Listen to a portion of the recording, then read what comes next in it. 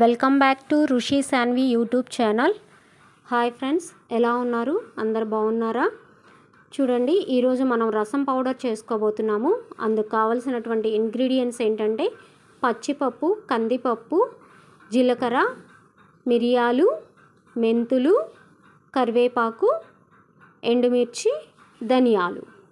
ఇవి మనకి కావాల్సినటువంటి ఇంగ్రీడియంట్స్. ఇందులోనే కొంచెం దాల్చిన చెక్క, ఫ్లేవర్ బాగుంటుందండి. దాల్చిన చెక్క వేస్తే అది ఆప్షనల్, మీకు కావాలంటే వేసుకోవచ్చు, లేకపోతే అవసరం లేదు.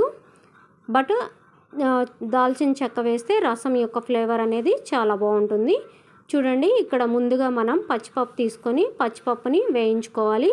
ఒక 2 minutes వేగిన తర్వాత ఎంత క్వాంటిటీ ఆఫ్ పచ్చిపప్పు అయితే తీసుకున్నామో అంత క్వాంటిటీ ఆఫ్ కందిపప్పును కూడా తీసుకొని రెండింటిని కూడా మంచి అరోమా వచ్చేంత వరకు వేయించుకోవాలి. మంచి స్మెల్ వస్తుందండి. కొంచెం సేపు వేగిన తర్వాత ఇలా కందిపప్పు, పచ్చిపప్పు రెండు కూడా వేగిన తర్వాత ఇందులో మనకి ధనియాలు తీసుకుంటామండి. ధనియాలు కూడా ఒక 2 minutes వేగనివ్వాలి. ఇలా ధనియాలు కూడా వేగనిచ్చిన తర్వాత అందులోనే జీలకర్ర వేసుకొని వేయించుకోవాలి. చూడండి, ఈ విధంగా జీలకర్ర వేసుకొని వేయించుకోవాలి. జీలకర్ర కూడా వేగిన తర్వాత కొంచెం మెంతులు మరియు మిరియాలు వేసుకొని వీటన్నిటిని కూడా ఫ్రై చేసుకోవాలి. ఇవి మెంతులు, మిరియాలు ఇవి కూడా ఫ్రై అయిన తర్వాత కరివేపాకు, ఎండుమిర్చి వేసి ఫ్రై చేసుకోవాలి. కరివేపాకు అంతా కూడా క్రిస్పీగా అవ్వాలండి, అప్పటి వరకు ఫ్రై చేసుకోవాలి. చూపిస్తాను చూడండి, కరివేపాకు అనేది మనకి క్రిస్పీగా అవ్వాలి. ఇలా పట్టుకొని ప్రెస్ చేయగానే స్మాష్ అయిపోతుంది.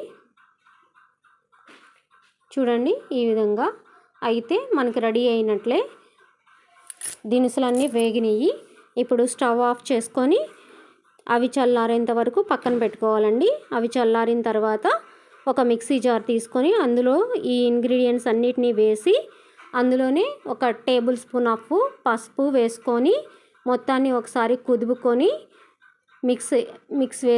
మిక్సీ వేసుకోవాలండి. ఎంత వీలైతే అంత ఫైన్ పౌడర్ లాగా మిక్సీ అనేది పట్టుకోవాలి. ఈ రసం పౌడర్ అనేది 6 months వరకు స్టోర్ ఉంటుందండి. ఏదైనా ఒక గాజు కంటైనర్లో తీసుకొని స్టోర్ చేసుకుంటే 6 months వరకు స్టోర్ ఉంటుంది. చూడండి, వీలైనంత మెత్తగా వేసుకోవాలి ఈ రసం పౌడర్ అనేది. ఇలా రసం పౌడర్ మొత్తాన్ని గ్రైండ్ చేసుకున్న తర్వాత ఒక గాజు కంటైనర్లో స్టోర్ చేసుకొని మనం ఫ్రిడ్జ్లో పెట్టుకుంటే 6 months వరకు నిల్వ ఉంటుందండి, పాడైపోకుండా. చూడండి, నా వీడియో కనుక మీకు నచ్చినట్లయితే like, share and subscribe to my channel. Me support నాకు కావాలండి. మీకు కనుక నా వీడియో నచ్చినట్లయితే లైక్ చేయండి, షేర్ చేయండి, సబ్స్క్రైబ్ చేయండి. Thanks for watching.